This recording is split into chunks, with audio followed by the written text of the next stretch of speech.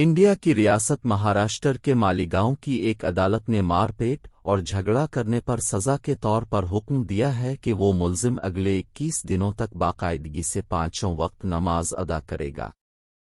Magistrate تیجونت Singh Sindhu نے اپنے فیصلے میں 30 برس کے ملزم رؤف عمر خان سے یہ بھی کہا ہے کہ وہ قریبی مسجد میں اپنے اعمال کے کفارہ کے طور پر 2 پودے لگائیں گے اور پھر اس کی دیکھ بھال کریں گے۔ مجسٹریٹ نے اس شخص کو سڑک پر لڑائی کے معاملے میں ایک شخص کو زخمی کرنے کی پاداش میں یہ سزا سنائی۔ مجسٹریٹ نے حکم دیا کہ ضلع کے ایک زرعی افسر عدالت کے حکم کی تعمیل کی نگرانی کریں گے اور اجازت دی کہ اگر انہیں حکم نافذ کرنے کی صورت میں ضرورت ہوئی تو وہ پولیس فورس کا استعمال کر سکتے ہیں۔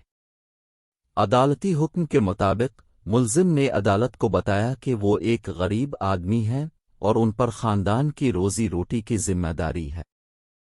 پروبیشن فار اوفینڈرز ایکٹ عدالت کو مجرم کو نصیحت مناسب تنبیہ کے بعد رہا کرنے کی اجازت دیتا ہے تاکہ ملزم دوبارہ جرم نہ کرے۔ اس حکم میں مجسٹریٹ نے مشاہدہ کیا ہے کہ میرے مطابق مناسب وارننگ دینے کا مطلب ہے کہ یہ سمجھنا کہ جرم کیا گیا ہے، ملزم کا جرم ثابت ہو چکا ہے اور وہ اسے یاد رکھے تاکہ وہ دوبارہ جرم نہ دہرائے۔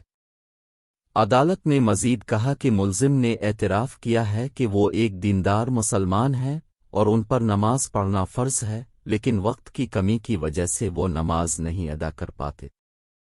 اس تناظر میں مجسٹریٹ نے کہا کہ ان کو اس شرط پر چھوڑنا مناسب ہوگا کہ وہ کل سے 21 دنوں تک مسلسل فجر، ظہر، عصر، مغرب اور عشاء کی 5 وقت نمازیں پڑھے۔ جھگڑے اور مار پیٹ کا یہ واقعہ اپریل 2010 میں پیش آیا تھا جب رؤف خان کا آٹو رکشہ ایک کھڑی موٹر سائیکل سے ٹکرا گیا